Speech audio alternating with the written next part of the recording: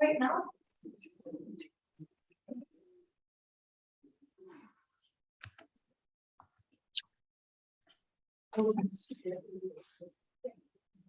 Good evening, community board members, staff, and members of the public, and welcome to this meeting of the Martinborough Community Board. It's great that we're back to our face-to-face meetings, but a reminder that Omicron is still very active in our community. We want to protect the most vulnerable people in our community, including our tamariki and children, and our kuia and kumata elders. We recommend everyone wears their masks throughout the meeting. Now, the emergency exits for the town hall are clearly indicated. If we need to evacuate the building, please use any of the emergency exits and head towards Techwood Street and assemble in the playground area. Please remain at the assembly area until the building has been evacuated. Now, this meeting is being held both in person and using audio-video technology. All members participating via audio-video conference will count for the purpose of the meeting forum and exceptions with clause 25B of Schedule 7 to the Local Government Act 2002. The meeting is being live streamed to Council's YouTube channel. Now, the meeting will also be recorded and subject to the recording being on suitable quality will be made available on Council's YouTube channel via a link on Council's website. Is there any extraordinary business that needs to be added to the agenda?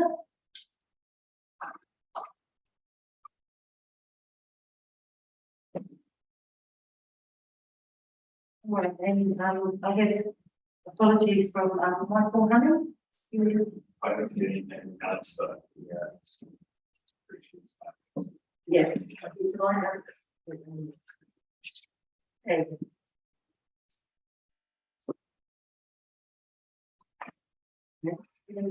I move that the apologies from Michael Honey and Alex Mason be received. Do I have a seconder? Thank you, Ada. Everyone in favour, please raise your hand. Okay, so motion carried. Does anyone have any conflict of interest to declare with regards to the item on tonight's agenda? And does anyone have any acknowledgements for review? I'd just like to start off and acknowledge the work of the council contractors and council staff over the last few days. 200 million with a bomb that started at 4 o'clock on Monday morning and carried on Monday and Tuesday.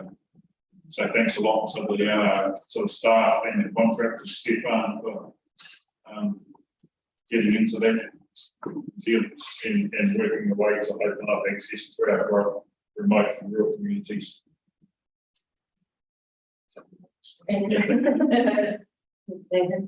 I'd like to acknowledge the passing of Jude Johnson and Murray John. So that's actually two families that are also quite closely linked as well. So give me our sympathies with them at this time. Did anyone else have any technology?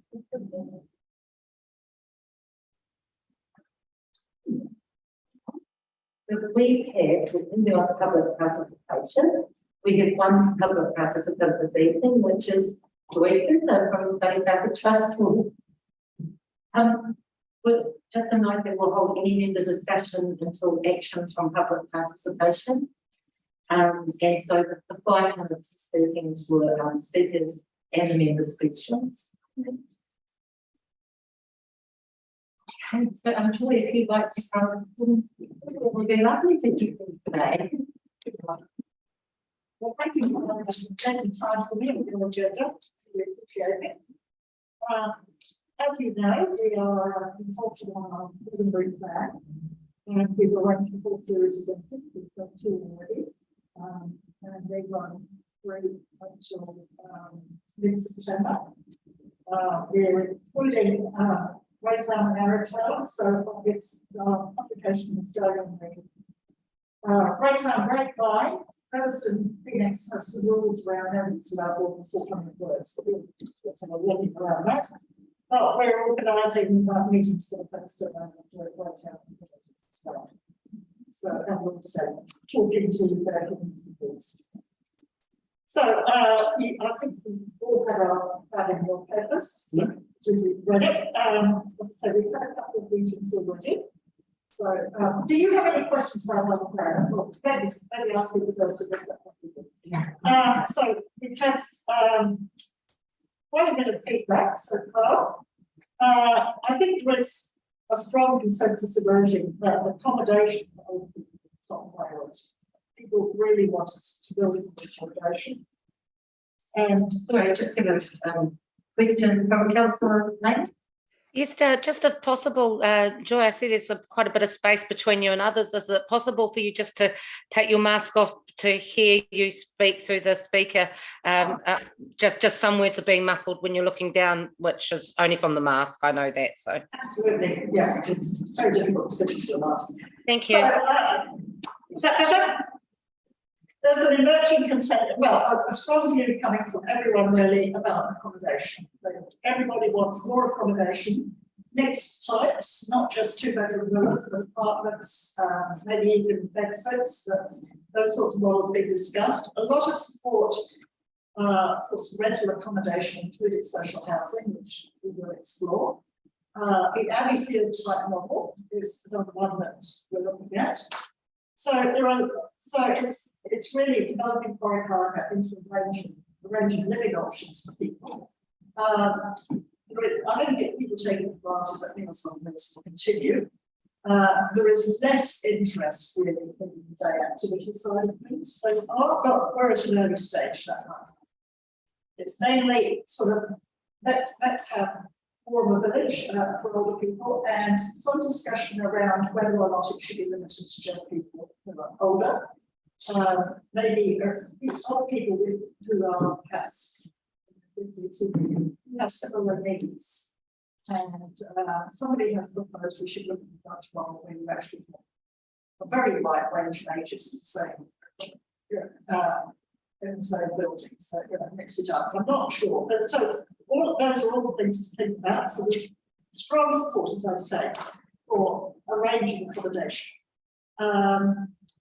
Could the main building be adapted for that? That's something we're going to have to investigate. But people generally understand that our main building is very wasteful of space on our site, and if we're going to maximise the use of the site and build more accommodation, then maybe at least part of that is have to be lowered, because you can fit more on if you got it down, and some of it it would be quite hard to turn into a more modern accommodation. So there have been some suggestions from two people that we should be expanding into the park, which was interesting. And certainly somebody has put in a proposal which says we could have it all nicely landscaped to retain some of the trees. It would be much pleasanter than having it squashed into the end. So that's something to think about. We will be having some concept drawings developed. We're at the moment taking professional advice from people experienced in the aged care industry about what range and mix of accommodation we should put on the land that owns. What would be the best?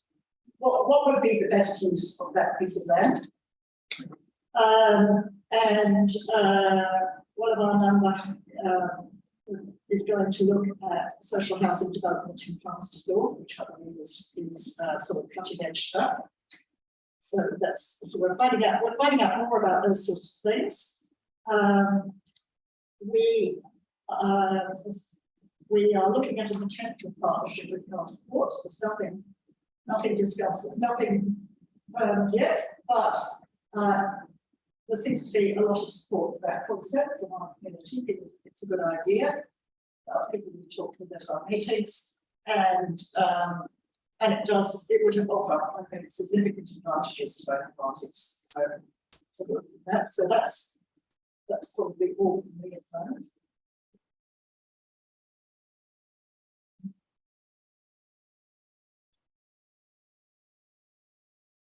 Does anyone have any questions? New chair. Joy, it sounds like things are progressing with quite a bit of input in the community, which Yes, it's really great to see community engagement. Yeah.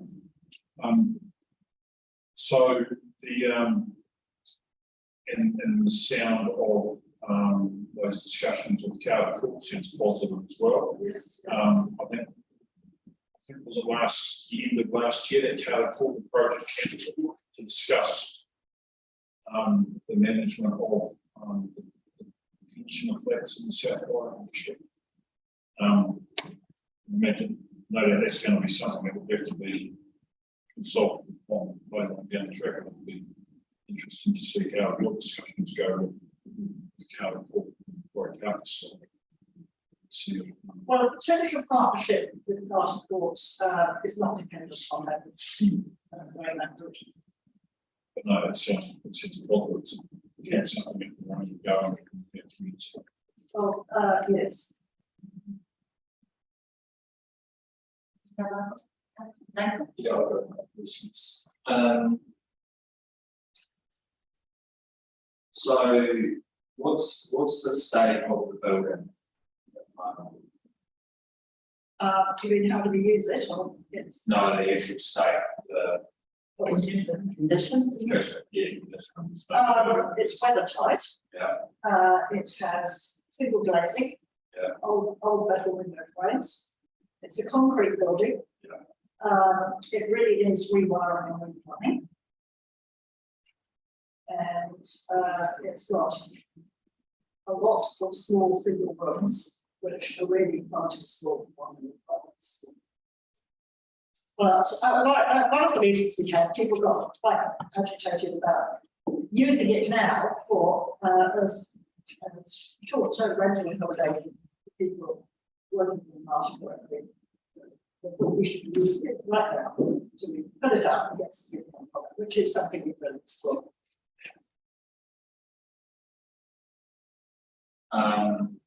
So has there been any talk just going back to like age here for those rooms? It's not Not practical. It's not practical. Why is it? First of all, a 20-bed post-home stroke hospital is really unlikely. Not hospital, Well, basically, like what it was before. What we have talked about is converting the existing space into spaces, which would have to be bigger, and they don't have to have en suites, only in some of them spots.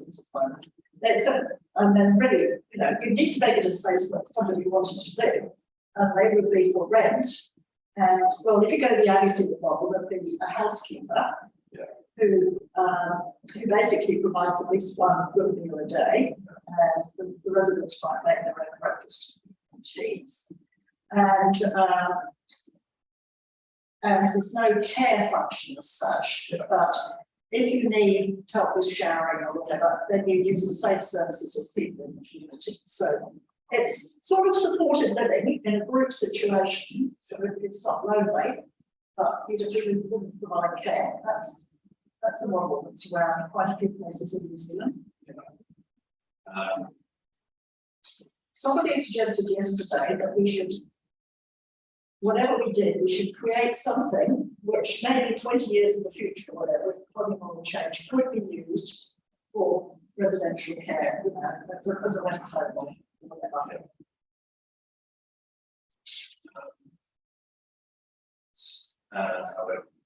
So, do you guys own the part of the other part? Yes, It's owned by sorry, all it. the part behind it. No, it's owned by the council. So, It's owned by the council, and there are no restrictions on its use. It belongs to the council. It was sold to the council for £1 in 1925. For the purpose, That of the council is used for anything else. it's actually where we have social house, it's actually with these amount of facts. There are no covenants or restraints on the use of the park. So a model might be to put some villas on the park. Well, I think given that it has been suggested to us, not from the meetings we've had so far, that we should seriously consider it. Yeah. I think what would be nice to do would be to have two concept plans for that. Yeah. One, if we just use our existing land, what you can put on it, which would inevitably be quite squashed. And a second one, which would be if we incorporated the park, leaving some of the trees and have it all spaced out behind the development. So we could discuss those with the community. That's sorry.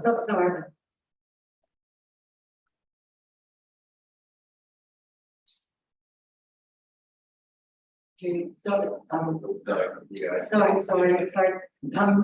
Councillor Raymond? Hi, bear with me. Sometimes it is still a little bit difficult to hear, and so I'm doing my best. And I hope I'm not repeating anything, but I think I heard Nathan possibly touch on this. I just didn't quite understand what the response was. We know that we've already got the Wharikaka building there.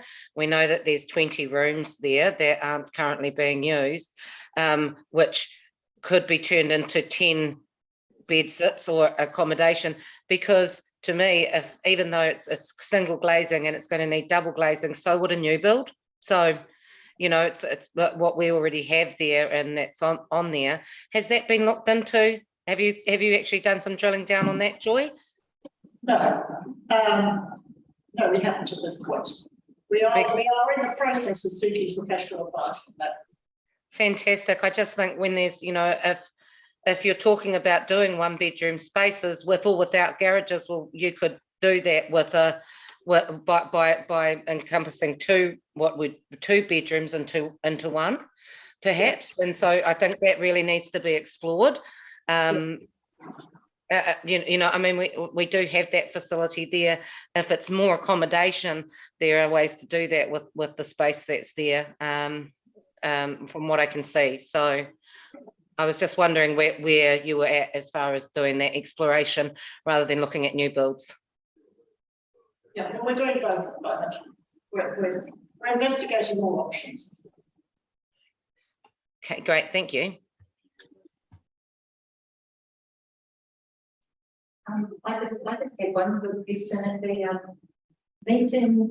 meeting that was held here in the town hall, and the person who was the handyman that had been doing the repairs and things, he was talking about how it's a really solid building made from good solid timber, and so have you looked at going up? Problem, no, we haven't. If you need to do. Yeah, what we have looked at is following the rest home, which is really very narrow, and it's very narrow. The rooms are very small. The corridor is narrow, and the rooms on the other side of the corridor are boxes. You couldn't possibly use them, but we're in this is the short that's about it. And so it's very narrow footprint, and it seems to me that the rooms themselves are small. So if you're constrained by the depth of the building, one person had an idea that you build on the corridor down the side, but it really makes it quite limited. And one concept plan we had was to follow that bit and build 2 stories on that and get some little apartments up there. So there are all sorts of ideas being considered. I could just talk to Ready if you want, but have you approached or been approached by Health New Zealand, CHP, with regards to how they might utilize that asset, given? No, it's not their asset. So how they might, well, no, at a cost, they use it, they would for No, a regional release? we offered it to them and, we said we'd be happy to. One, before we closed, we actually said, how about we lease it to you for $1 and you run it? And they weren't interested.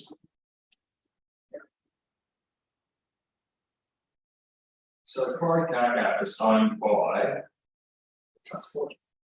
the trust owns it. Yes, the trust. Yes. So it's a community asset. It's, Yeah, I think the trust is something like 60 members, but anybody can join the trust. so effectively community owned, Yes. building lands owned by.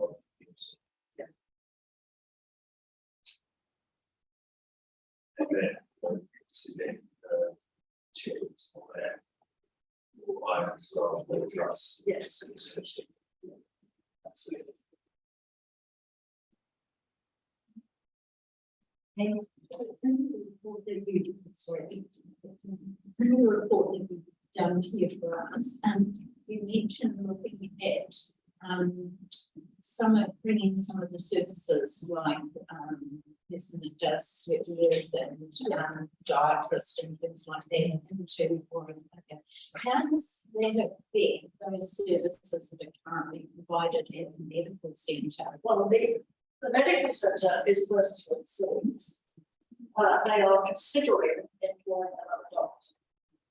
But I don't think a decision has been taken about that yet. But the manager can, they're going to have a look at our works the other day. And because the VNS and the dietitists and so on are existing now. So it would be, they'd be the same people working out in Foreign instead of the medical centre. It would relieve the pressure of the medical centre. They only come one day a month, one day a fortnight or something. We've got car parking out the front, we're not very far away. We've got students near close to the front door. But she's very interested, had to beds rather than down to these people. We've got those. So she's quite interested, but she said we've got to make a decision in September. So it would be the same people. Yeah, it's not, we're not sitting up in opposition.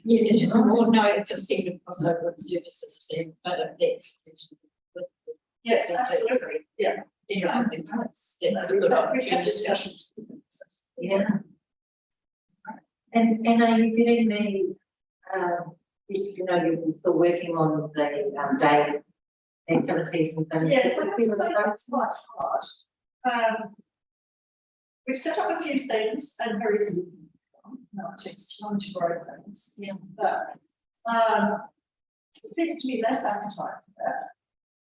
And one of the people who's responding to our stuff said, you've got to have day activity and you've got to provide proper day care where someone who's had a stroke, say, can be left for the day and their family member cared for, gives everybody a break.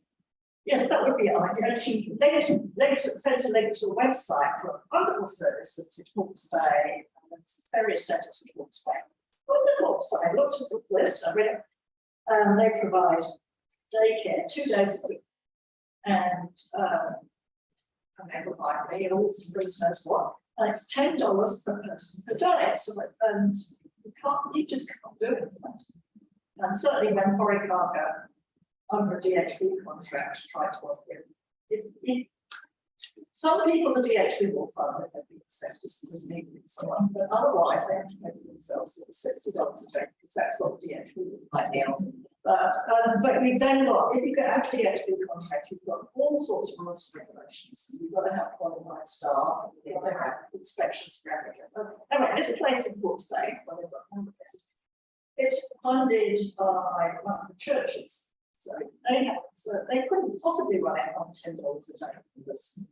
We have found, because the activities we're doing now, we ask for a roll call donation.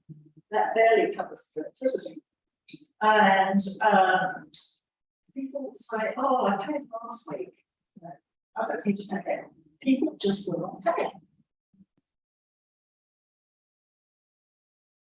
I just with the program, like if there's an actual program that people are aware of, Yes, because I think it's actually getting that out there that these things are happening that's right. on those days. That's missing because there's a lot of people who would participate Yes, that's who are right. really lonely. Yeah. And I think with Meals on Wheels is a really nice cross where you know about my vulnerable. You have Yes, but mostly they're housebound. Yeah, we do know some of those. So a lot of the Meals on Wheels people are short term. They come and go. There's a very big turnover. Sorry, I forgot what I was going to say. You hit the vein, so Yeah, we've got a van. Yeah,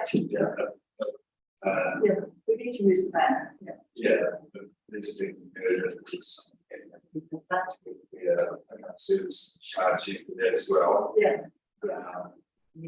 It's just a van said that.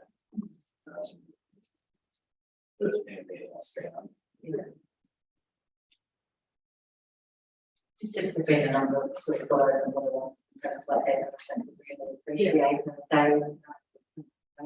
Yeah. So, Yes. so on Wednesday, so yesterday you had a meeting? Yes. 2:30? Yes. How you came along to that? About eight. Maybe nine. Your ideas coming out or? Yes, we had a really good discussion. Oh, well, and you lead up to the next one next week, or next two meetings, we'll got something from the community-based board. Oh, that's good. We really appreciate that. So put it on our next one. We really appreciate it. And is there anything that you, would like with us around with it? Sorry, we certainly appreciate you coming and sharing what's happening with other council with us. Or just one or two things, anything the community wanted from the community board that we were help with. We'd really like your feedback on whether you think we're exploring, we're heading in the right direction, whether you support what we're doing. That would be, Yeah, definitely. So I think that's maybe a meeting with things as well. I don't want to be actually a good thing to know. So okay. Okay, thank you for the Thank you very much for your time. Thank you, Joy.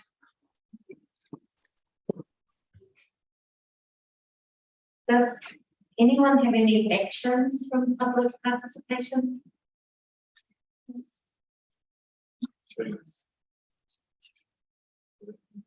had a meeting yesterday at 2:30, another meeting on Tuesday at 16, 10:30.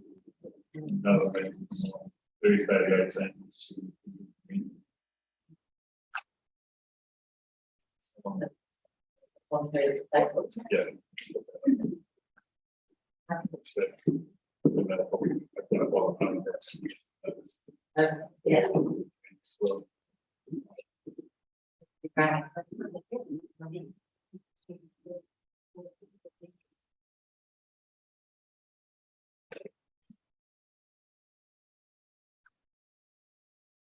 One from the start, the ones that you submitted tonight. Yeah. Yeah. future preliminaries meeting. Oh, okay, keep this.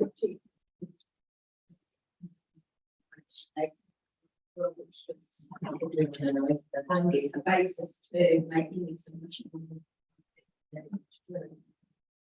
If I could follow up, Chair. Joint County Council and all councillors were canvassed to basically trying to hope that they don't want to reach the government. So we canvassed all we gave a combined opinion saying yes, we support you in what we're trying to do. So there was a lot of conversation by email. So this was just recently. I think that she'd like direction from the community board, much like she has for council, and that direction might get heavy considered these ideas. But I think it'd be really useful for the board if they convince them to a nice, to a letter saying, yes, no, maybe this, and this. And that gives them direction to talk to. It's just a suggestion. Yeah, yeah, no, I didn't know that.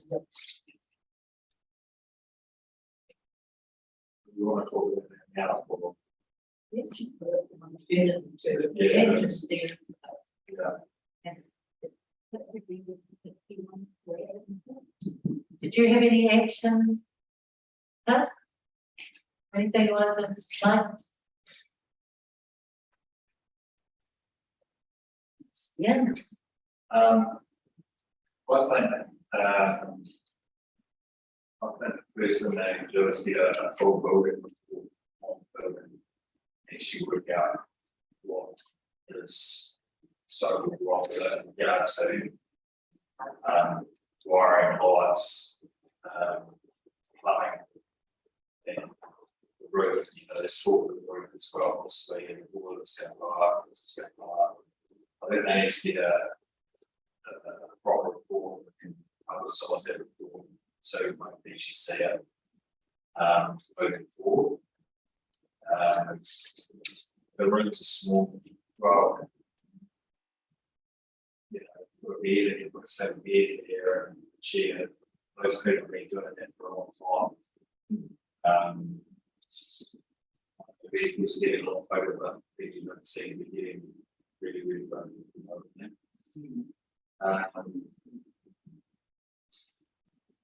Yeah, it's great. The wheels on wheels working the day activities, I think.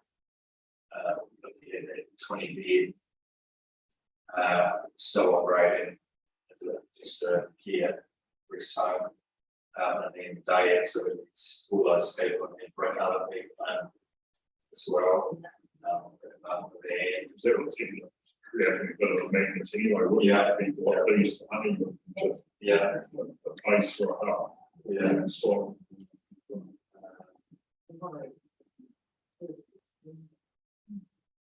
You look at like Somerset model today in regards to these villas, this is something a little different. But so the people that are in villas can't be under 70 years old, own a villa. So what that then does is they go a model. Those people are only going to look for 5, maybe 10, 15 years max.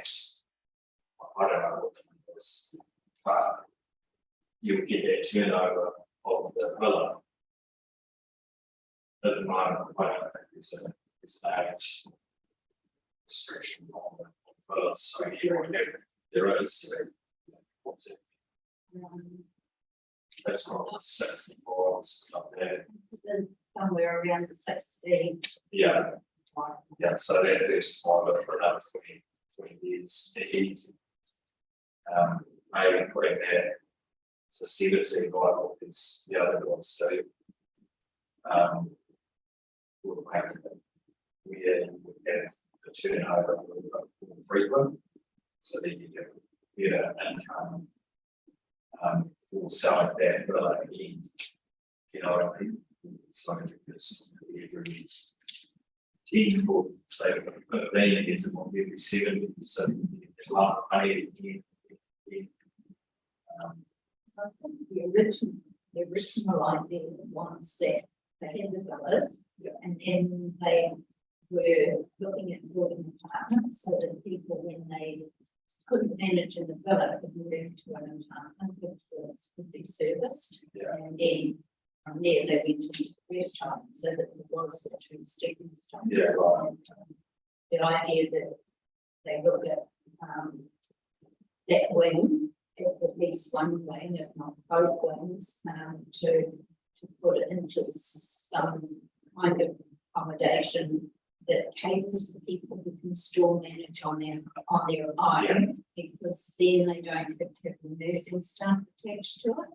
So if you've got something that Carers as opposed to them. well, they can have the carers come in from Healthcare New Zealand or focus or provides the office as an individual, but there'll be some people who would like an apartment that are quite happy to manage on your own and quite able to, and that takes away one side of the expenses they had.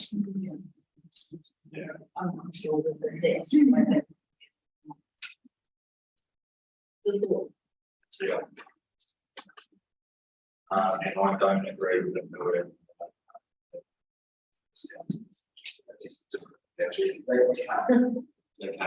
Currently, they requested of council, which is its own by it would need to consult with the public prior to the process law. Yeah.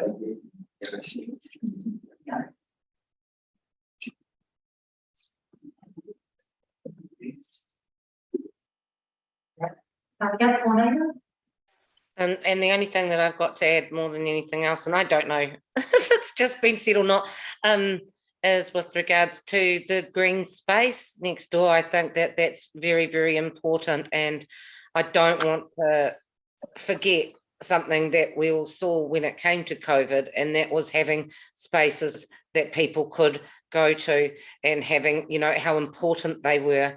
And that space where it is situated, it makes it a lot easier for our elderly, but also the ones that are in our in the council facilities as well.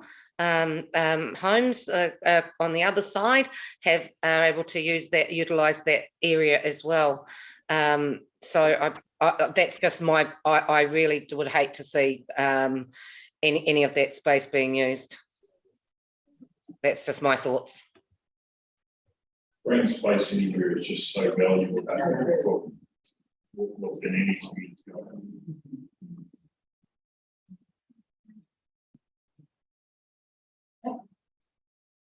Did anyone else have anything?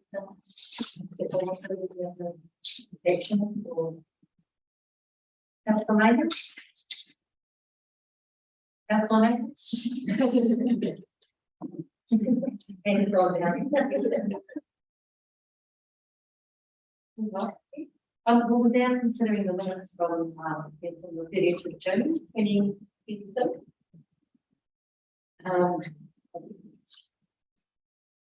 Does anyone have any corrections to the minutes? Sorry, I've just got a question with regards to that, because mine say the minutes on the 19th of May. Yeah. But I'm pretty sure this was the last meeting. It is from the last meeting. The date needs to be corrected. Oh, then that's the correction I'd like to raise. Sorry.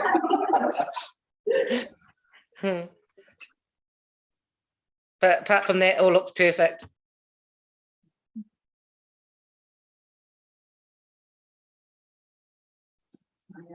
Got one correction which is on page right, and immediately chief business report.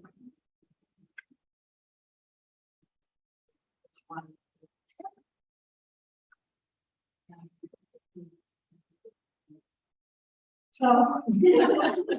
Thank you. I will do that. What are we gonna do with that?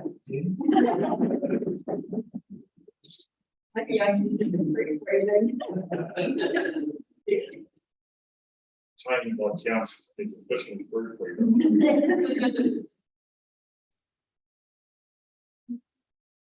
Were there any other corrections?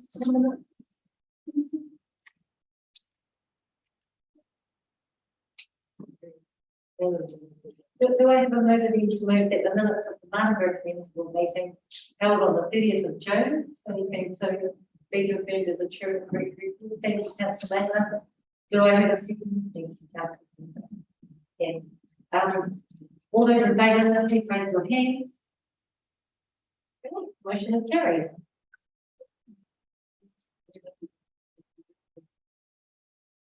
You get to do that. Yeah, I don't think of everyone. Yeah. Okay, and do we have a moment to move that the public excluded minutes of the Martinborough Community Board Meeting held on the 30th of June be confirmed as a true and correct record also? And do I have a second? Thank you, Nathan. All those in favour, please raise your hand. Motion is carried.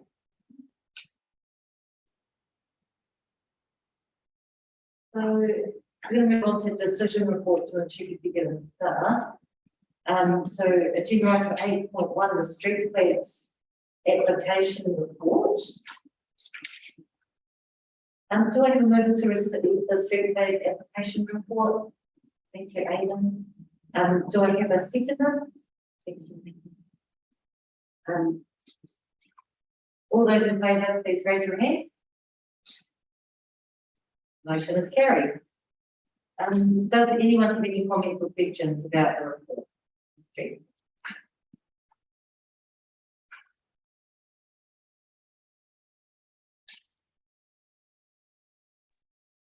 Do I have this? Sorry, all I wanted to say is that this has been approved in previous years and that, so but I just agree with it.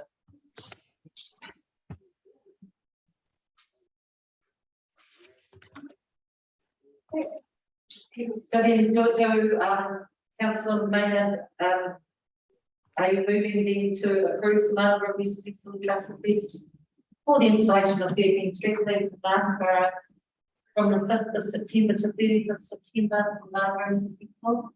I am. Councillor Maynard, do I have a seconder? Councillor Quinton. All those in favour, please raise your hand. The motion is carried. Madam Chair, question. So he can't every year, because in the other community boards, they purchase, once the flags are purchased, then they just put them up on rotation and put them up. So we've got the gas festival, we've got the birthday, we've got the Bruce Gardens, or they just go up. I'm curious as to why it's repeated every year. So there's a different, sorry, there's a current revoking policies report that's coming. One of the policies that is up for review or revoking would be the street banners and flags. So Steph, I think we'll talk to that under item 9.1, but I think a portion of that would be to alleviate some of the sort of repetitiveness of something like this. Steph might be able to speak to it a little bit more, but I think it is sort of all related in terms of that process. And I guess it depends, so if I change the flag and have some sort of advertisement on it, then there will be pushback. So the flags here, so the same as what we did last year, no issues.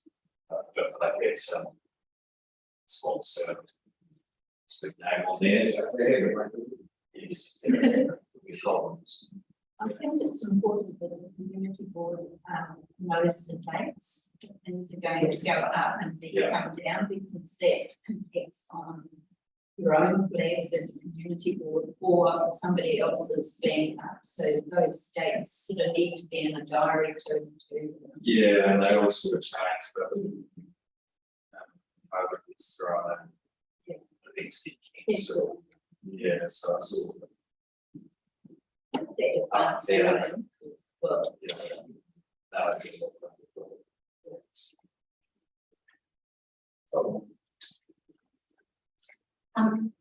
What can we move on to the financial systems report? Do I have a move to receive the financial? Okay. And do I have a second? All those in favour, please raise your hand. The motion is carried. Does anyone have any questions or comments about the report? So you, Madam Chair, I've just got a query about this. So the Martinborough Business Association, are these garlands, are they going into the like the community areas? So is this to go around the square, or is this for specific businesses? Says here, areas such as the Waihinga Centre Square. Sorry, just says here in the report, areas such as Waihinga Centre, the square also be part of. So it is actually to enhance the areas that aren't necessarily a part of the business association. This is to increase that area. That's just where I wasn't 100% sure, because just some parts of this application aren't super clear, like where it says if you for the funding history. So yes, we've applied in 20 and 21. If yes, when, what purpose, and how much was granted. And she's put there again about purchasing the garlands, but I don't remember seeing that. So had we already put money forward last year? This Yeah. application came. Yep, and it was put through the beautification fund, and Gotcha. it was for $750. That was the last one. Yeah.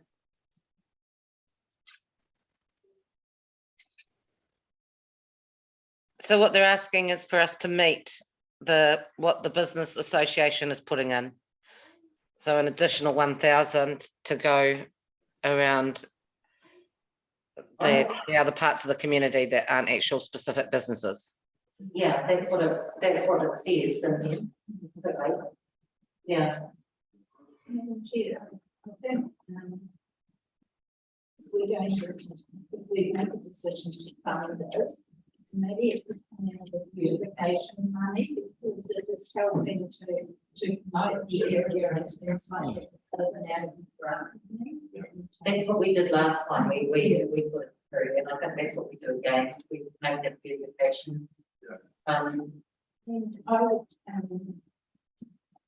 if we approve it, we vote to do this, then asking for feedback on exactly where they put the others that you've already funded and where these ones are going to go, so that then you've got a written thing that tells you where those ones are actually going.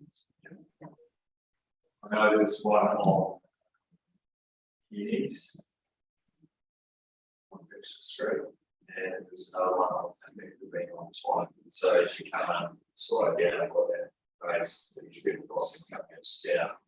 There's two gardens there. One on the There there, being parents, Yeah. they, on, you know, have Brenda comes like. Oh, yeah. Across on the corner of white and that's where it's on there. Yeah, there are 4 corners of the square. And every year they're trying to extend it because they're reusable, so, so I think we would be the end date, we say, obviously in place, we now got we need to make it consistent. well, the last 750 was quite specific, they had bought all those garments that match, they were getting them for a discounted price, the last remaining ones, so that would ensure they match. So this $1,000 can't be for the same ones because of that same particular style, because they didn't bought the last one, the last one. So that then they were moving out of it. So yeah. So is that you want to find out where it's going? Is that what you Katsamana, do you wanting to know where they're going? Yeah, because I think if this is happening, then I'm not quite sure if it's going to then be put with the rest of the business associations ones, and then that can be reused, and then will we need to give additional money next year for more, but we've already bought some for those other areas. So I'm a little bit, that's all. I just want to make sure that, you know, if then they can be used the following year. But if it's going to the business association, will the business association be looking after them and then ensuring that the same ones are then put up the following year in the same space? Yeah, well, they're asking us for money for them. I think if that can be a stipulation, then that way we know, because if we're putting funds in for the community areas, then we know that we've done that. This is what information they give back to us, then we know if they come back next year for more money again for a third time. Yeah, see what you're saying. Yeah. Through you, Madam Chair. perhaps a suggestion from Councillor Maynard about providing stipulation, perhaps if we can say, here's $1,000 and we'd like to see the gardens placed on the hangar centre and perhaps the museum on the edge of the square. Couple of spaces. Seeing perhaps the museum on the edge of the square, the hangar centre is just off the square. What the museum got one last time, they did it on Christmas. Right. But the thing is, it's just that it's gallons times 8, they're asking us to buy 4, they've been able to battle against obviously buy the other 4. So we're just asking that the 4 that we funding, they use them as same as the last one that we've done, that they use in the public spaces. Like they have one that was sort of the first. I just want to say I don't actually, like I say, I don't have a problem or anything like, but I just think that because this is the second time and we just need to know which areas that it's going into, and then so that way, and we can ensure that the same is used again. Yeah. Kim, was it recruited in the family report that they would take as a result of the planning, was the year they used or perhaps that's where it's reported as the received funding of the items. Yeah, especially people who shout it. Yeah. Yeah, so if there, if you're right to do that, well, we can ask that. Whether we can approve the funding on the basis on the like that it's used in the public. Which should be the easiest way would be to, if we're bringing funding and ask where they are putting all the flags, all of them. Then we've got a list of where they are, whether the business association have paid for them or whether community board has given them funding, you know exactly where all of the gardens are. And that way you will be able to determine whether you feel you want to fund anything for the following year or whether you think that's enough around town. Yeah. And they can do that in your accountability form when they send that back. I don't think you need to know that before you fund it. What do you mean? Maybe they like it. They obviously need more because they've said that they want to do 8. So they've obviously got positions for those 8 to go up. Once you know the accountability form, then when they come back, then you'll know where the current ones are, where the new ones are, and then you'll know whether you want to fund anything else or not. One of them will also and will hotel as well. Yeah. Well, essentially, I think that in the last 2021 and then in 2022, we will have, I think, funded half of whatever business, whatever Christmas decorations they have. So it'll be great. I mean, if it goes into square or a couple of places, just bring the nice cohesiveness to the town too, don't we?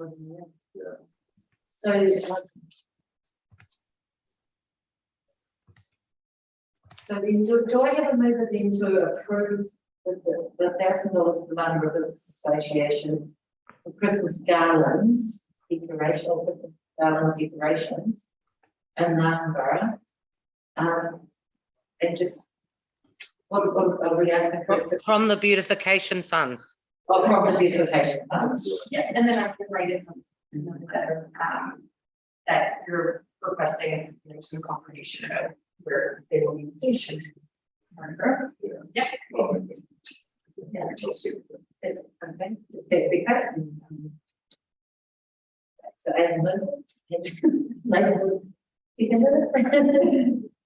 okay, and then all those in favour? Great. Motion is carried. Now, do I have a look, moving on to our next application, which is, oh, okay, now this one is our fair. So last week's money came back to us, last year's money came back to us. It went because it wasn't held. Now, If we had previously approved funds and then it wasn't held, are we able to then just release them again? Or a brand new one? The funds have been returned. Oh, right, okay, gotcha. Yeah. Absolutely, yes, so the funds have been returned, because the event was cancelled. So this would be a new application requesting the funds, again, as the previous ones were returned. But this is something that has been funded by the community board for quite a few years. yeah, So, yeah, I'm just wondering if there's perhaps an opportunity to do an MOU.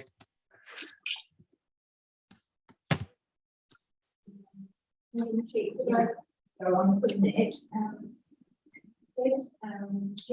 Council said that, under moving present, are they holding the fireworks display in Constone Park? just the same. Yeah. So, or are we funding it for wherever they hold the fireworks? It was concerning part of their new rules. Wasn't Bryce talking about there being rules or something coming in around fireworks? And But some of the buildings are going to be moved, so that's moving over to where they had the bonfire and you've got cricket pitches and things like that. And you're going to have the pump up. And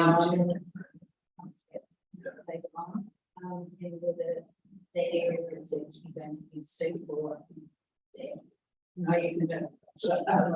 Fund the fireworks, but it's still going to be an element for that for fire for the of the fireworks. The proposed solution is that you, if you're happy with funding it, just put subject to council approval of hosting the event and will decide. Or it might not make it. It's probably still growing. But it's like, it's is that, last year, that's all. yeah, Yeah, but they usually be around. Actually, this one happened in 2019, they got called out and they had to get to wait for them to come back with the black photos.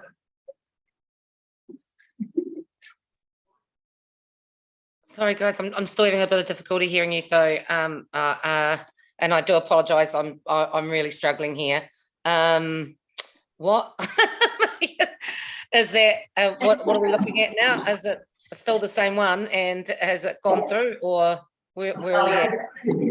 No, we were waiting for you to tell us what you know. what's just this? So, do I have a mover there to approve $500 for the Martinborough Youth Trust for funds to support 2022 community event, 5 weeks event? Are we going to 5 weeks event? Great, thank you, Aidan. Thank you, Nathan. All those in favour, please go through again. Okay. All those in favour, okay. Right, the motion is carried.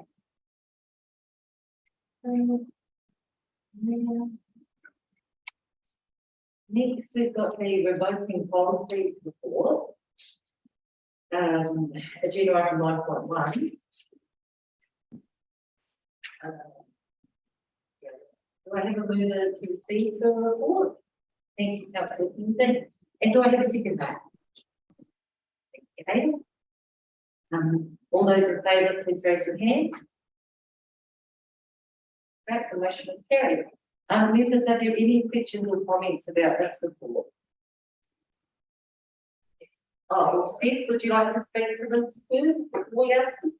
Yeah, sure. I can just give a quick background or summary, if you like. Sorry, I'm a little bit hard of hearing like Councillor Maynard, so if I miss anything, please forgive me. But a little bit of background to this report is that we're currently going through a process where we're trying to put a bit of a framework around our policies to really help guide our focus and prioritisation for review, identify where the gaps are and that type of thing. We do have a lot of policies that are overdue for review, so we're sort of trying to get some consistency and tidy a few things up, and I guess create a common understanding across the organisation about what a policy should do or is, and that's sort of to set direction and guide the principle of why we do something. And through this process, we've identified a few policies that are some that are historic and not as applicable anymore, or probably have been changed to a different format, and some that are more reflective of a procedure, so they're more of a process, so they might be better suited to an application process.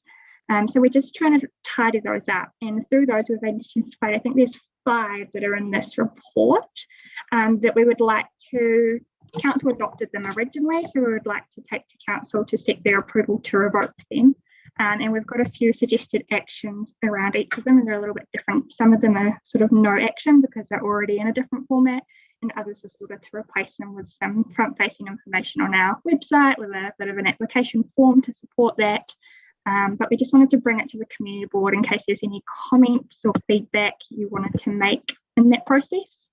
The one I thought probably most relevant to this board would be the street banner and flag one, which you've just talked about tonight. I think you're actually the only board that's had an application in the 3 years that I've been here, this triennium. So if there's any sort of feedback on that one as we go through the process, then happy to take that on board. Or any other questions?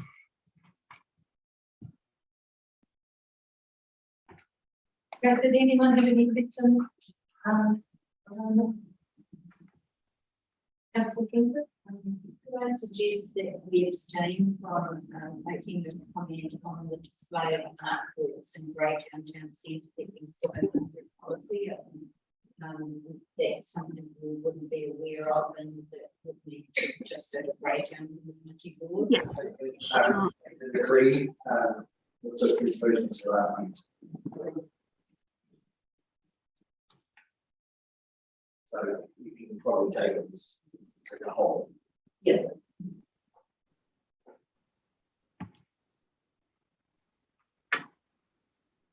Maybe check that mark down those ones.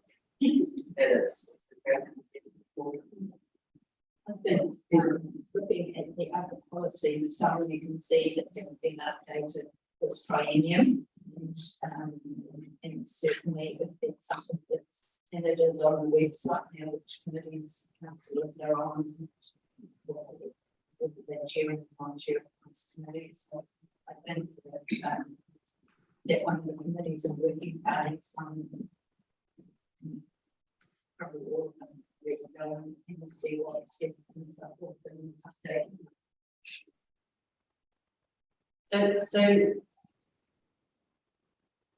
So just one thing, so I clicked on the local governance statement looking for something that reflected that council committees and working parties.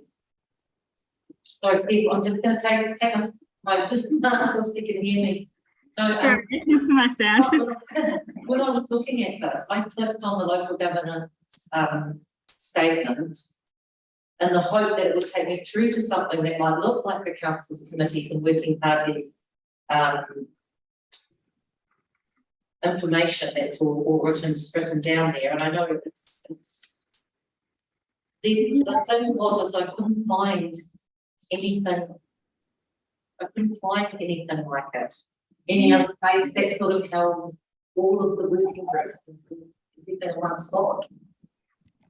Yeah, so the document of the local governance statement, it used to be a PDF document and now it's put to council to approve as that, but it's displayed on the website as a series of pages, sort of incorporating the board's terms of reference and that sort of thing. So when it goes to council for approval as a local governance statement at the start of the triennium, it will be sort of that one document, but then just as a display factor, rather than replicating that on the website in multiple places, a little bit like what this has done, and then you get the duplication aspect and the risk that they're not updated in multiple places. It's been put together in that way. Don't know if that covers, but basically what's included in this document really now forms the terms of reference for each of the committees and the boards, which is all available in a different, separately in a different location. And Councillor Maynard? I was just going to say, Steph, is there a way instead, so if you only have it in one place, but you just have the link onto those other pages, so then it's that way you don't need to worry about updating in several different places when the new one gets done. So that way, if you do click on the part that Mel clicked on, and then it can show, because it's got that link there instead moving forward. Would that, We can have a look at. is that going to help streamline everything? Yeah, no, we can definitely look at how that's. Yeah. Cool. Oh, it just means for you guys, you know it's all in that one place, and you can just fix that, and yeah, rather than having to try and hunt things down. Just comes down to that thing again, that every council's different and their structures are different. The way the committees are different, and the working parties, there will be a commonality, but there is going to be differences because communities are different as well, and local government spaces, you know, what the roi, the place that they look into is its identity as its own, and therefore the local government is there to support the people, ratepayers in that space. So I just think it just is nice.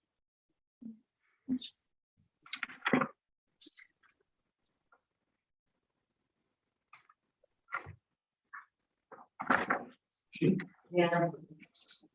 Steve, now just a question for you about the street banners and flags policy. So is the intention to have a form, an application form on the website for groups or parties to either make that application via the website or print that form off and then bring that into the council? Yeah, so I wasn't proposing that we change the process unless the board wants to provide feedback on that.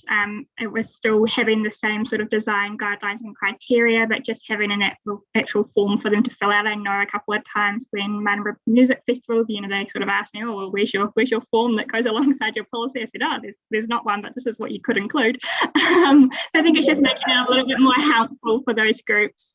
And, you know, the policy at the moment is not very visible on our website. It's not really a logical place where people going to do this would think to look, I don't think. So it's just about hopefully making it a little bit more user friendly, having the same procedure really. Yeah. Because alongside that, they talk within the organisation of updating and simplifying the website. So it's easy to find. Or? So, yeah, I'd be trying to put a new page up on the website and probably more similar to maybe where the events information is located. I haven't quite nailed down where the page would go yet, but hopefully putting it somewhere a little bit more relevant. And if you have any feedback on that, happy to hear that.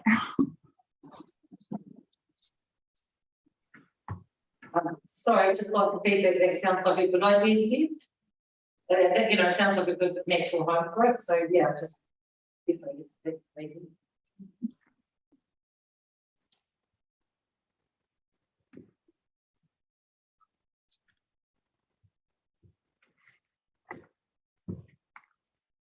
Well, do anyone have any other questions about the report?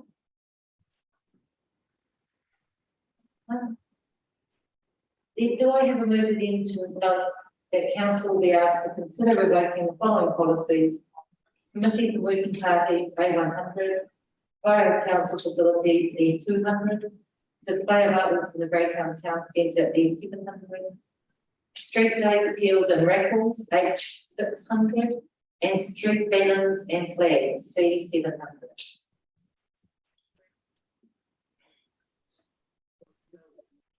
Thank you, Councillor Schroeder. And do I receive? Thank you, Nathan. All those in favour, please raise your hand. Motion is carried. Thank you very much for that, Steve.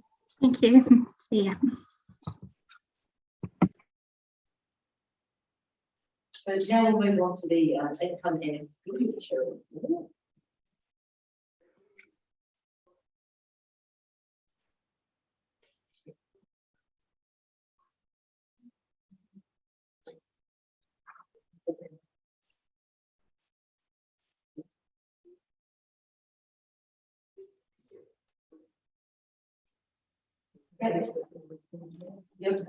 Thank you, Councillor Winslow. Moving to speak the draft. Well, we're second that. All those in favour, please raise your hand. Great, the motion is carried. And members, are there any questions on this report?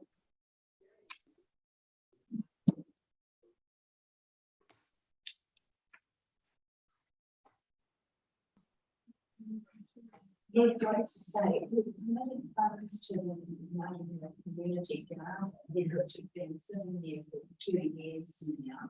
I'm just wondering whether we should talk to them and maybe put those funds back into the community funds and then we just reapply if they want to get our ahead with that. In a later time, So should we see them later? I think that, yeah, just yeah, ask them. Yeah, just saying that it's been 2 years and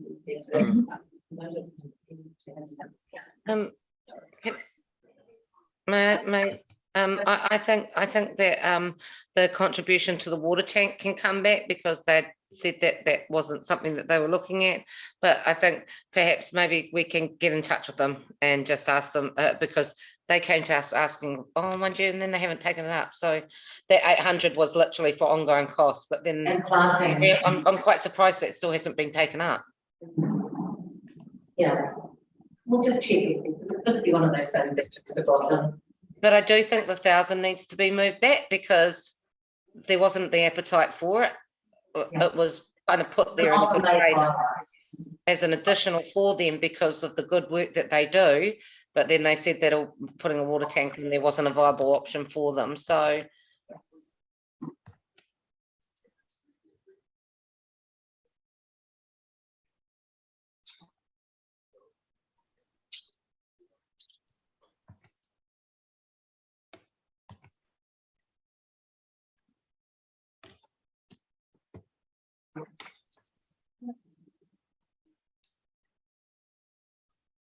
there's no question. We'll now move on to item 9.3, the action items report.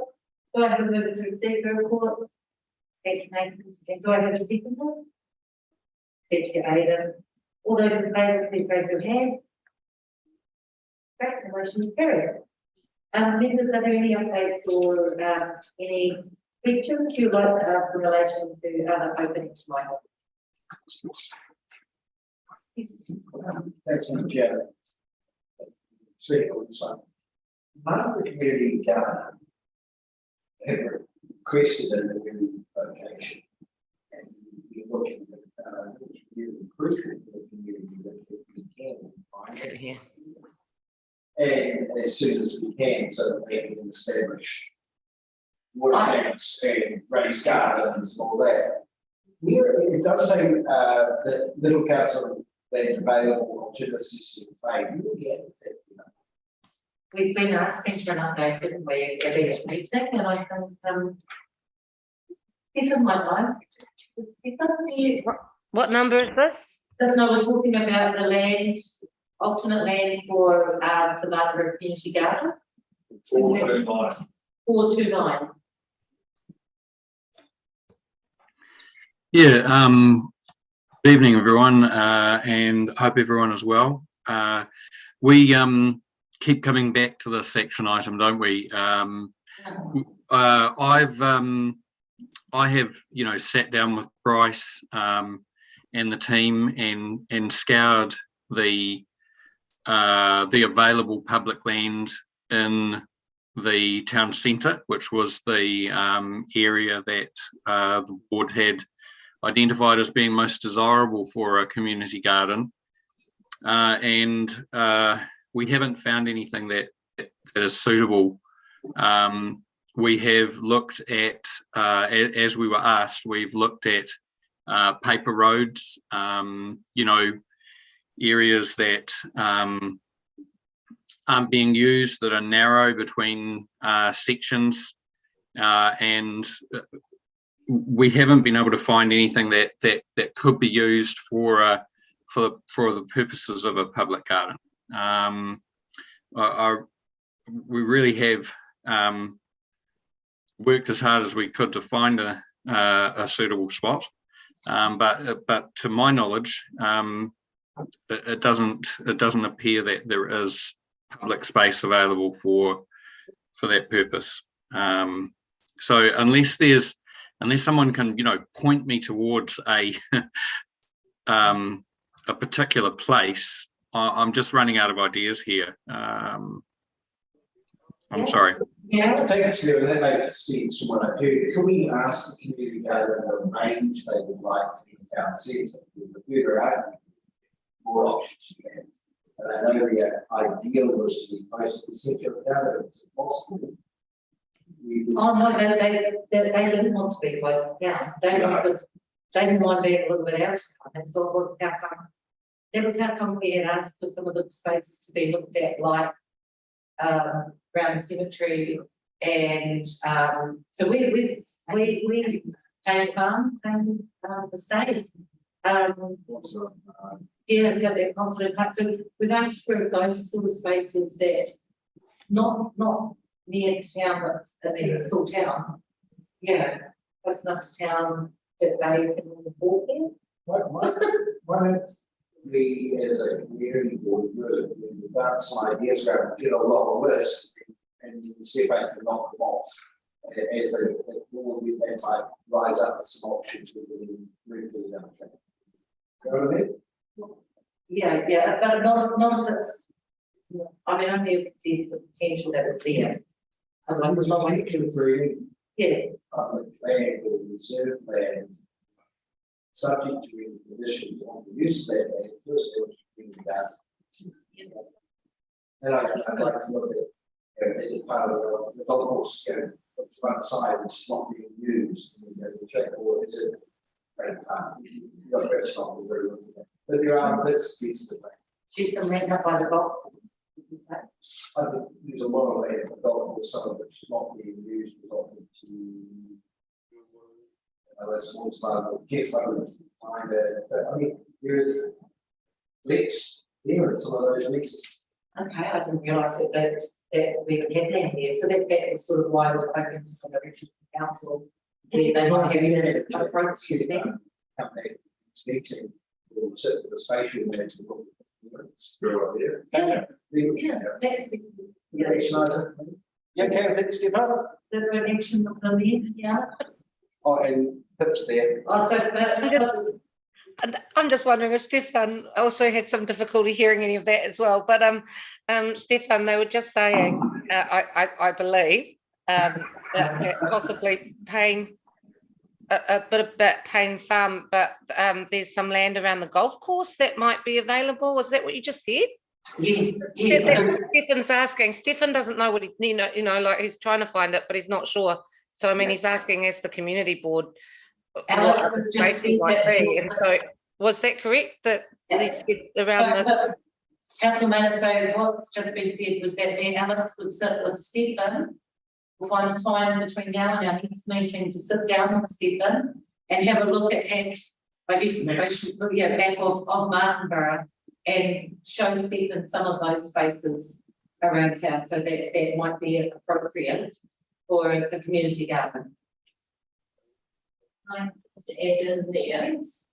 Yeah, Can I just add in there that Bryce had talked to, my understanding is that Bryce had talked to them and they ruled out the piece up by the cemetery and they had ruled out Payne Farm. And I think there was one other area that Bryce had talked to them about. There was 3 areas that he had actually physically talked to them about. that they had, oh, I know, leased by the pensioner flats, it's a flat there. And the community garden people had ruled those three out. Oh, no, community garden liked the land here, and Bryce said, whoops, we're having to take that back right now. So because the pensioner housing thing came up. Yeah. And potentially extending, you won't really go to Well, let's perhaps try and organise to have someone from the community garden and someone from the community board to meet with Stefan and before the next meeting. Yeah. That sounds great. Awesome. Let's make that an action point then, or yeah. Will that work, Stefan? Awesome.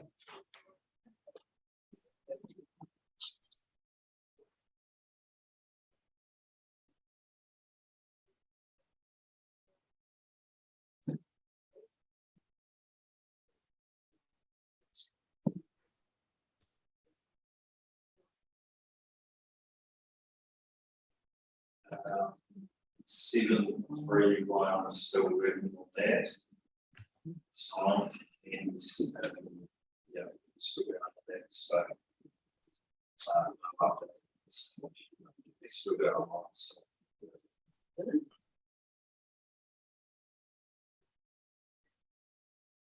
I haven't spoken to section 317. So that's just going to be.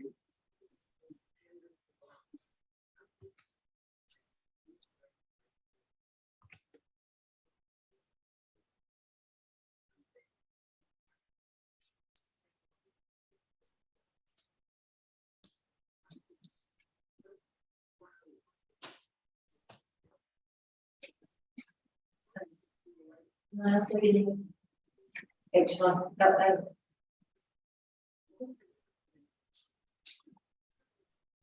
Any other questions? Then we'll move on to the officers' report. So moving on to item 9 for the officers' report, it's page 62. So I have a move it to receive the officers' report. Thank you. Do I have a second now? All those in favour, please raise your hand. All those against, please raise your hand. Motion carried.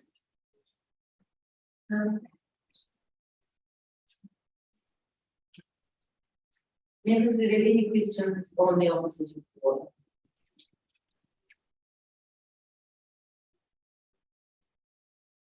I actually have one on the first page.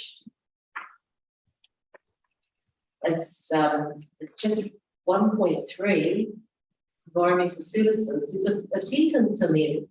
The alcohol team have recently inquired into alcohol applications, which has seen opposition being raised by the agency. These matters likely to be answered by a hearing process.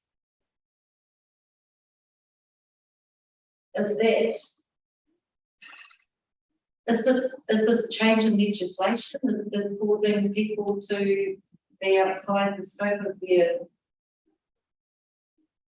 I didn't understand the sentence as a whole. What it was applied. Are you okay with talking to that, Stefan, or would you like me to? I'm not quite sure what that means either. So if you've got any, if you can illuminate, that would be great. Thank you. I understand correctly, but when an application for an alcohol license is made, a number of government departments or agencies may put up an objection which takes to a hearing panel, and I think it was commenting on a trend. Like so the West might be watching both with both of them.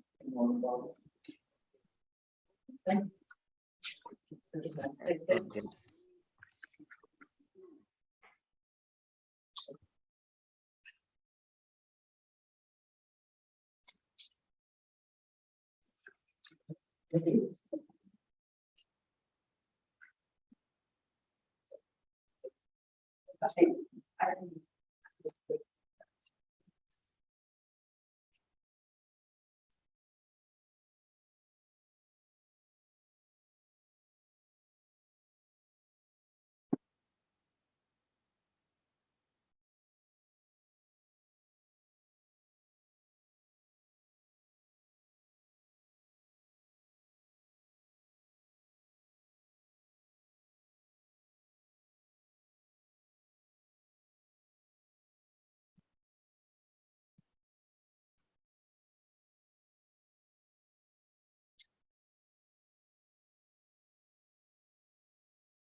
For you, Madam Chair.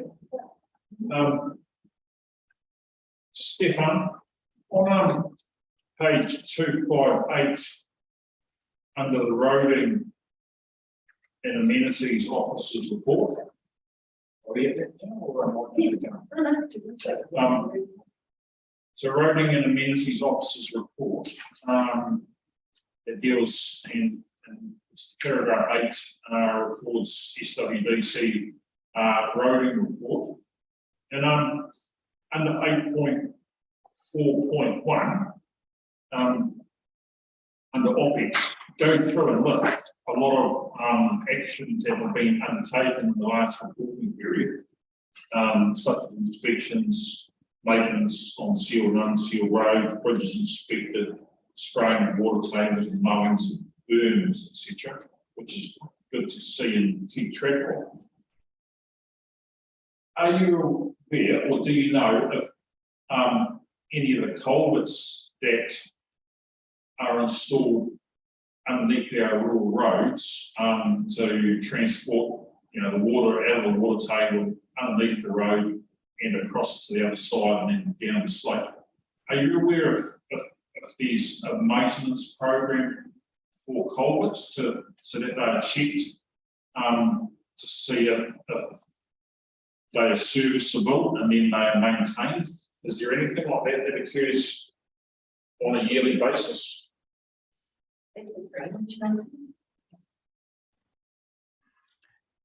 Thank you. Yeah, look, I'll have to check that. I know that the team has scheduled maintenance on V drains alongside roads that are being repaired, and also some work's done on the drains when they spray. So there is a program of clearing drains. I don't know if that extends to culverts. I'd be surprised if it didn't, but the exact nature of the schedule in relation to the clearing of culverts, that's something I'd need Tim to answer. And sorry, he's not able to make it tonight. But can I take that back as a question, perhaps not an action? That's okay. And what I'll do, because and I understand that Tim has had the Fulton Hogan guys get on and address an issue out on that Hinakira Road above Don McQuarrie's property. He had sent me some photos and I've shared them with members here tonight, and I can email that through to you, Stefan and Councillor Maynard. Just some photos of some movement that's occurred over the last week or 10 days on the Tarsiel Road between Don McQuarrie's property and the top of the Hinakira Hill where that big slip has occurred. Now there's a culvert on the side of the road which was commented about at one of our community board meetings last year that hadn't been looked at or addressed or maintained for some time, and the opinions of the locals out there is that has been blocked and now probably consequently caused that subsidence and slipping. So I've received word from Donald that work has been addressed and that slump has been looked at today by Fulton Hogan, which is great. And again, thanks Stefan for the staff doing that work. But I'll just file those photos through to you, and if there's a scheduled maintenance program for culverts, it's great. If there isn't, if there's something that gets looked at, although I know that the contract probably doesn't address that. If the contract to be reviewed, it's going to be reviewed at some time. Look, it doesn't include culverts. Yeah. Sorry, Stefan, I've got a bus in here. There's a standing item on this. It's the services agenda requested that we look at the extent capability of faults of overage repair culverts. We understand though that the involved COVID has been under pressure for 2 years. That's site absences and being able to achieve it, but we still need to get those fixed. So it there's outside more than people who are able to come and talk to services to push the issue. Certainly from the rural folk out there, and probably going back not just the last training, but probably even before I was on the community board and I was driving out on those rural roads, a lot of the farmers were saying that the water tables haven't been cleaned out and drunk or tidied up for a long time, and it's just It's Martinborough, Greytown, Reeds, and Toy that comes into those hands. Yeah, it's becoming an issue. And I've been talking with. But not the maintenance goes undone, it only grows. The timing of the renewal, the repayments, and their advice, and they put more money to it, it's slow, but we do see it, and it is an issue. With all The need to prevent preventative maintenance to stop that sort of thing. Seems they're just too busy fixing. That's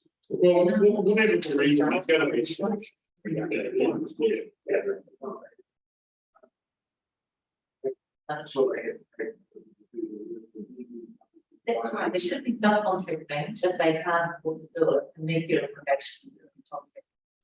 so it is the part of your minutes on the community board, right?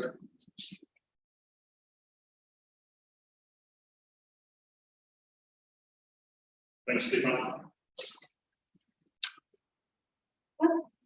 Look, I've just got a question just around some of the Wellington things. It's actually just around some of the projects and it's the constant talk in N3 about smart meters and universal metering being provided to in Greytown and Martinborough and the costs associated with that. But I thought that that was being done at no cost to the ratepayer in Greytown and the smart meters were being checked, and then there was going to be they had to report on whether or not it was even successful in Greytown before any further money was going to be spent on this or Martinborough.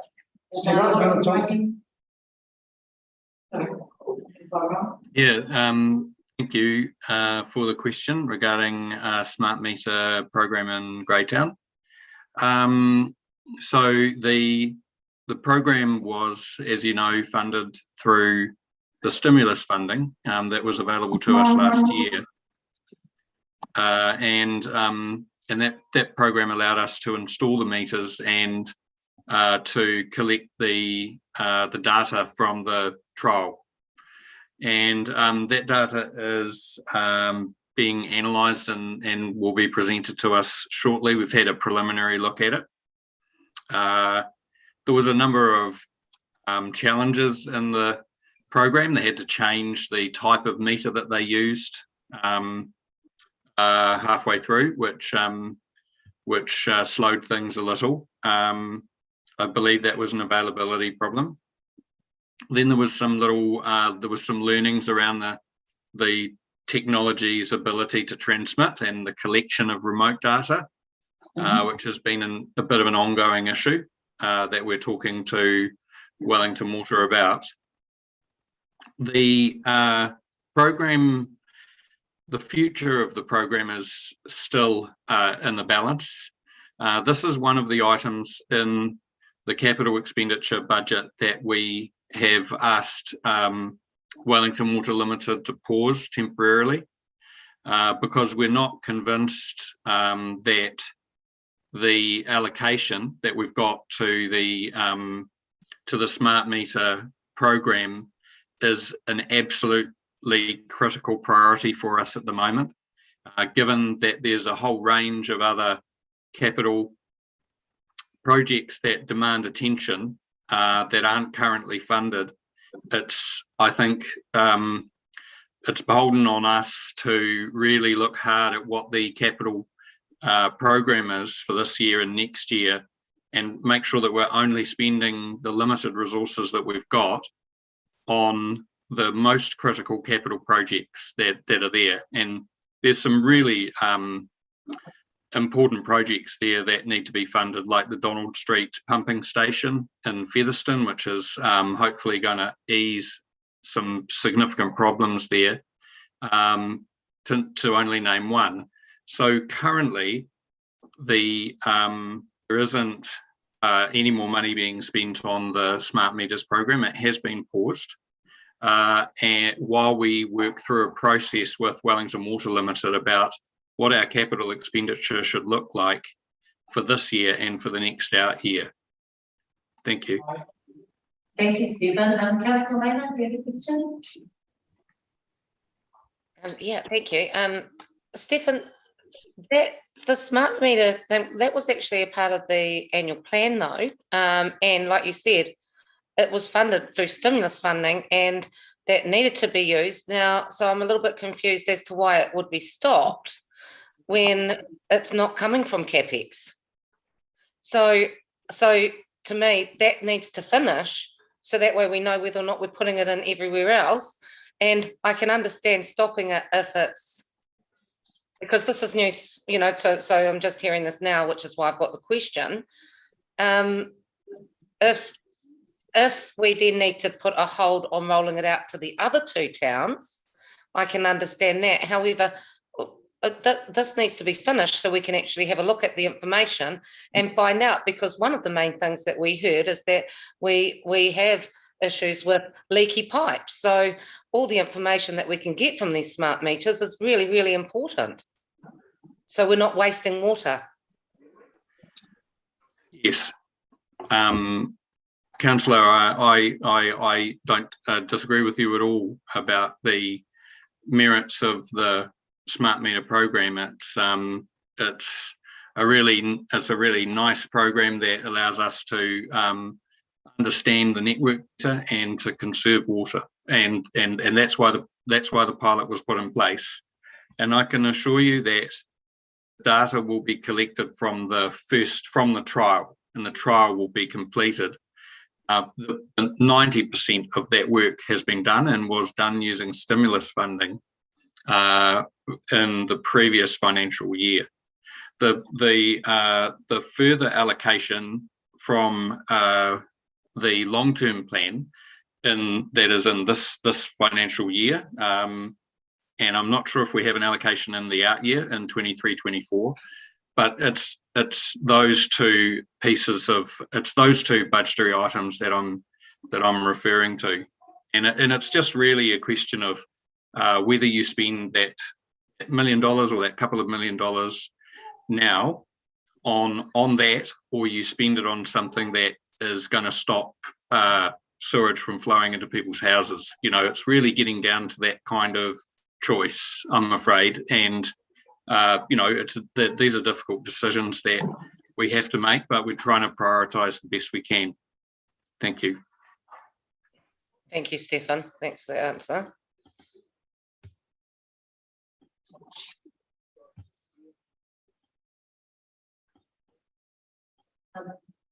Sorry, did anyone else have a question? Yeah.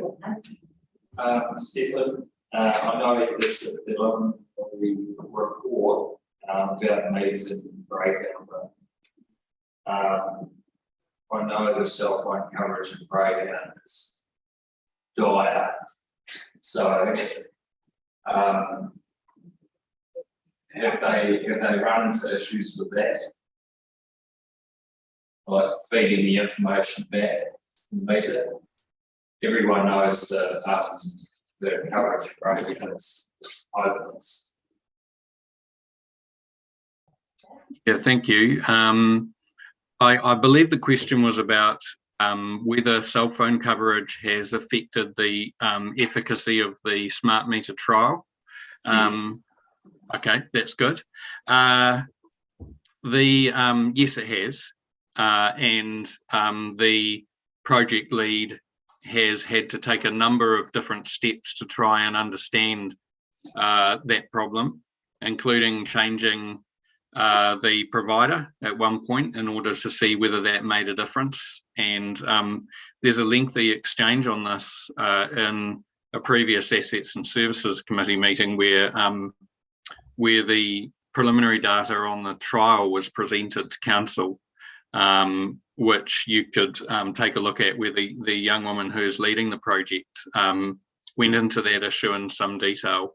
But the short answer is that yes, it has had an impact, and it was a challenge, and I'm not really sure if it was fully resolved because of the limitation of the network. Thank you.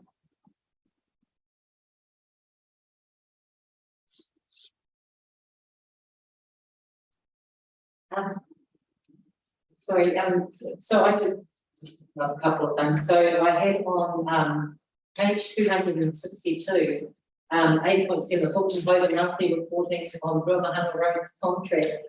And I was just couldn't help looking on the achievement dashboard, and all of the blue ones and no orange ones are in the Martinborough Award. Is that because it follows Hinakira Road or something? Are they putting a number of, I tried to sort of think of what it might be, but I don't know. Is it because Cape Palliser was at risk, or it just looks like there's only open and no closed in Martinborough?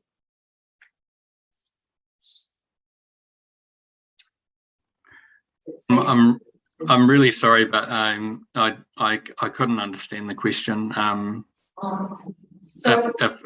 It's like speaking to an elderly gentleman with an ear trumpet in his ear. You've really got to think about me in that way and yell into the microphone like I'm 90 years old. Sorry. So Stephen, it's page 262 of our agenda, the Fulton Hogan monthly reporting on Rumahana Road's contract, and it's got 8.7.1 is the achievement dashboard, and program jobs closed and open, and there's all the open ones are in sort of, there's not all of the open ones, but in the Martinborough Award are only open ones and non-closed ones. And I just wondered, is that because it's Cape Palliser Road, Hinakira Road, and the mark the lengths of them, or? Thank you. Yeah, no, thank you. I understand the question now. The some of our most difficult and complicated roading challenges exist in that area of our region, and you're right, Councillor. That has a impact on the way that this data is displayed, and unfortunately, we're the subject of numerous blue dots. They're not only complex, but they're also expensive and long-term projects, which we're finding very hard to close, as opposed to shorter-term, easier program work in the middle of the wards. So currently, what we're experiencing, as you're probably aware, is that a lot of our time and our budget is being used on emergency work. And the past couple of days is a good example of that. Underneath that emergency work is urgent work, which again is not planned. So, Hinakira is an example of that, Bush Gully Road repair is an example of that, and repairs to Cape Palliser, and so on and so on. So there's this layer underneath our emergency responses of urgent work, which we are trying to get to. Then underneath the urgent work is the planned work, which is our normal program of roading renewals and roading build. We be brutally honest, we are struggling to get anywhere near the programmed planned work at the moment, because just because of the pressure on the crews and the nature of the winter that we're experiencing. So that graphic that you're looking at, it's not the kind of colour that I would want it to be, but unfortunately it just sort of is the reality of our program at the moment. Well, I appreciate certainly that it's programmed in. That's perfect one. Madam Chair, contemplate. I agree with other people who are looking at. I think I can do that. Thanks very much.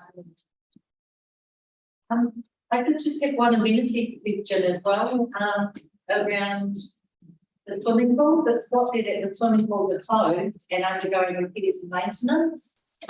Do you know?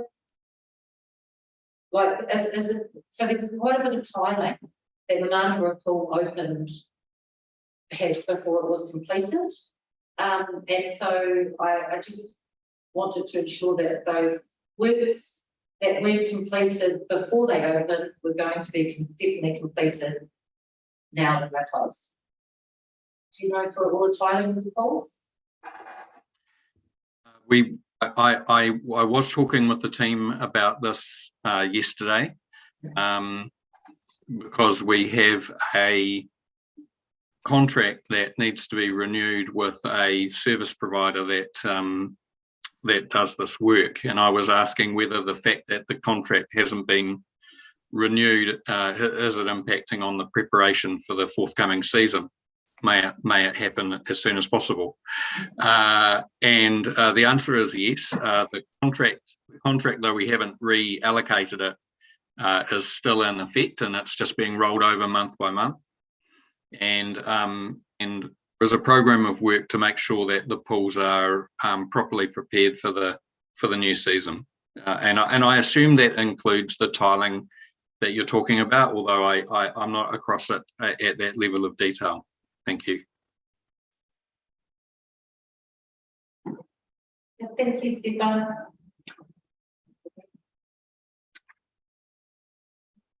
Is there any other questions on the officer's report? Okay, and I'll move on to 11.1, which is the chairperson's report. Do I have a motion to receive the report? Do I have a second now? Nathan. All those in favour, please raise your hand. The motion is carried. Now I will just want to have a quick, very brief little talk just around the widening a bridge at Highway 53 proposal. So that's gone really well. We had that meeting with the Martinborough Business Association, and Aidan has put forward to them a lot of very good draft submissions for them to work on, and questionings for their members to complete. Well, it's actually quite a long-term view. So to start with how it's affected them now, when the bridge has been closed, and then maybe if they could, parts of it could be a living and that is completed every time it closes, sort of thing, so that we can actually gain some valid running data that we can then put to NZTA. So, but yeah, it was a really positive meeting. So we were right with that. Now the personal home care kits sort of talk for themselves, so they've really pushed the things along. So yeah, so we are expecting these kits to arrive. I think it might be the beginning of next week. That they're going to start. They're coming in and be available from the doctors. At this stage, it will be available from the doctors. So people to access them through the food banks. Yeah, and through community. That's the other one. So looking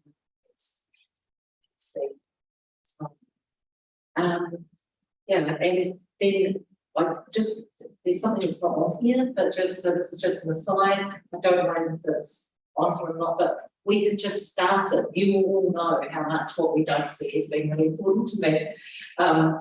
This triennium. So we've just started in our first ever meeting on Tuesday of the wastewater group.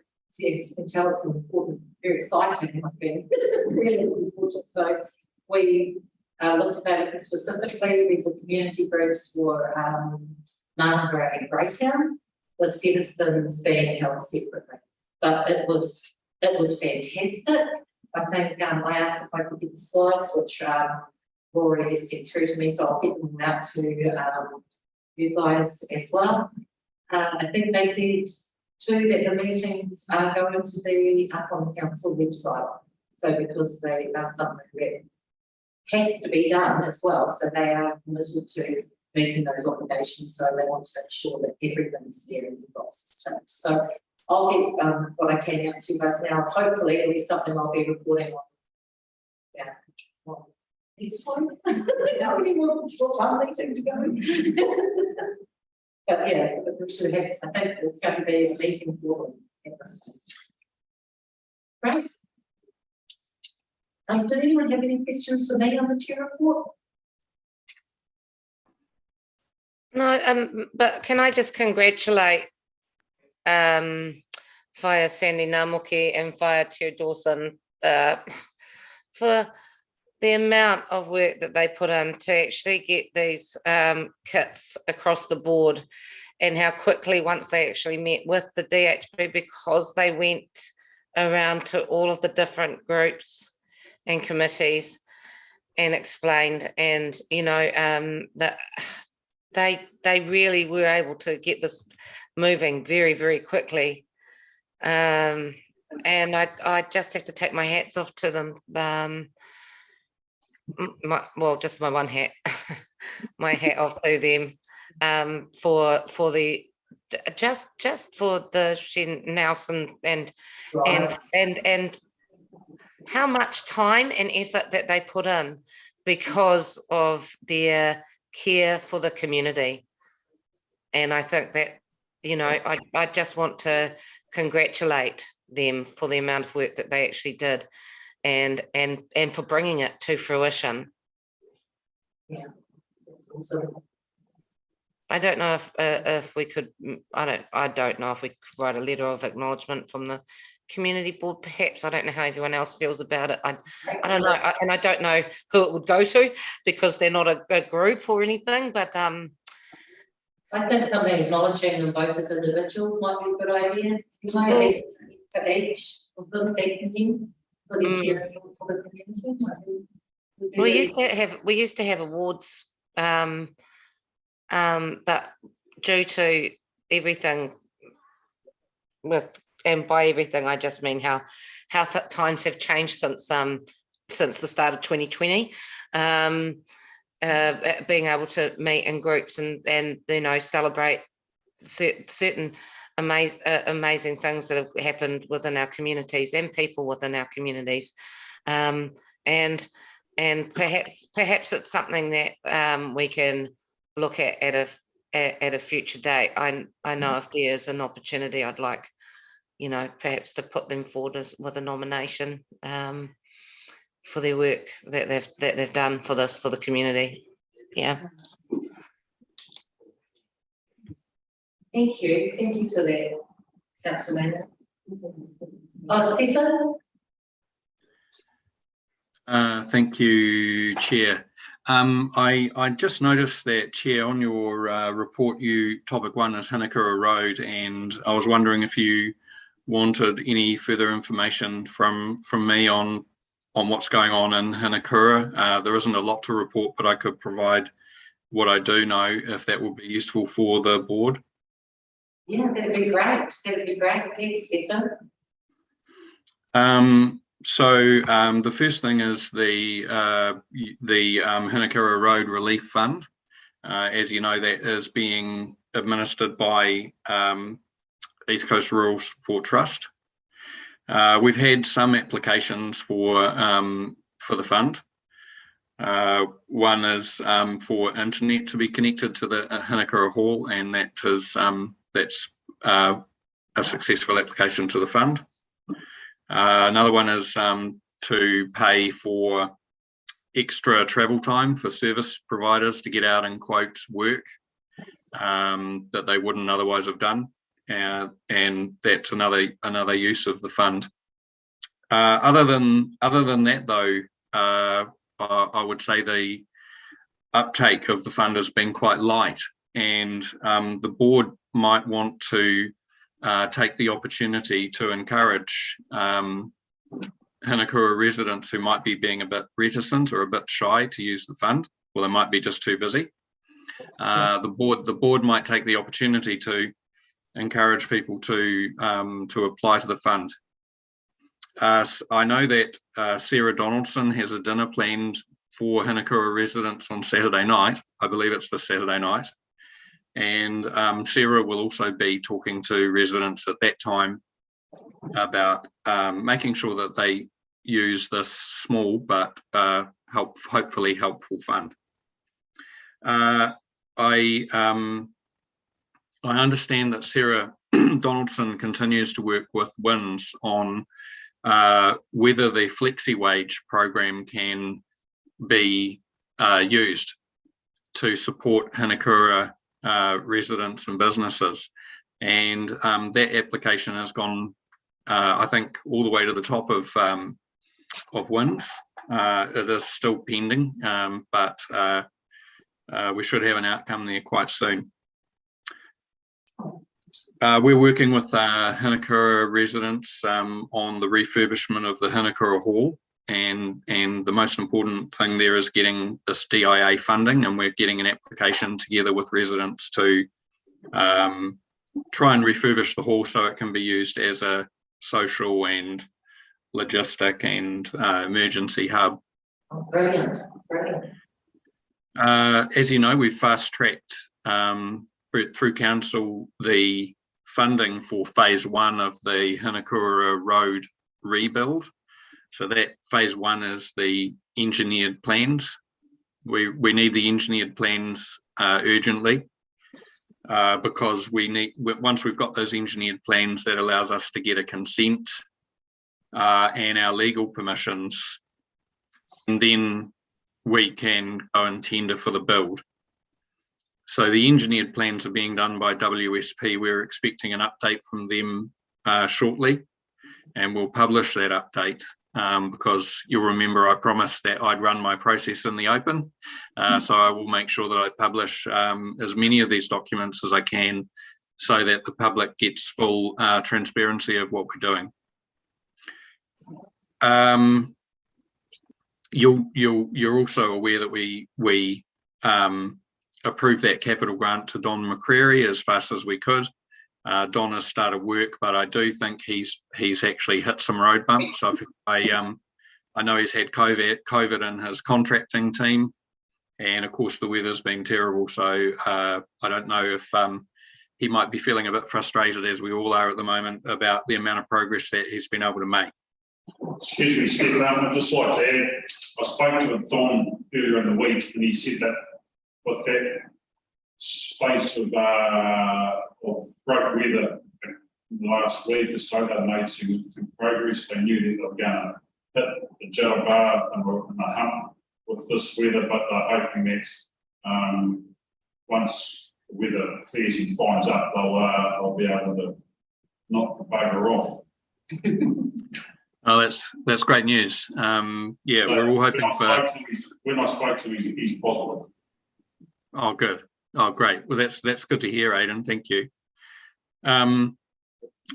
We have had multiple crews, as you know, up on the alternative route to Hinakira via Admiral Hill, and those crews have been, enlarging corners, laying metal, widening pinch points, and we've recently put up a series of warning signs, stop warning signs, so that people take extra care when they're driving through the road paddocks that have got stock in them.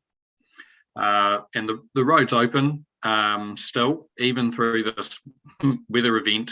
There were a couple of slips and a tree came down that we've cleared up, but now that the flooding has receded, Admiral Hill Road route is open, although of course you'd exercise extreme care if you were driving that road.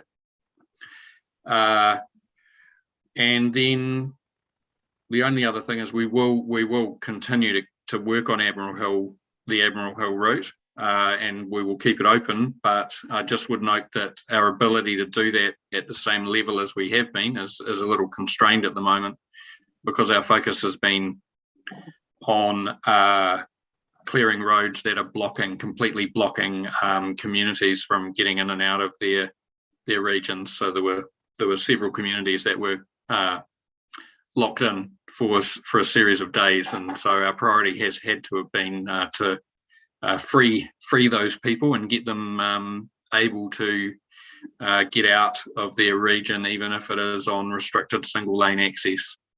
But we will be continuing to concentrate on that route. That's all I've got on Hinakira, thanks. That's great. Thank you very much, Stephen. Through you, Chair. Thanks, Stephen. Just another question. One of the reasons that way was, and I suppose they're thinking about the next year or 18 months, and I know that you've said that you're going to be, putting as much information out as possible, so it's all open and transparent.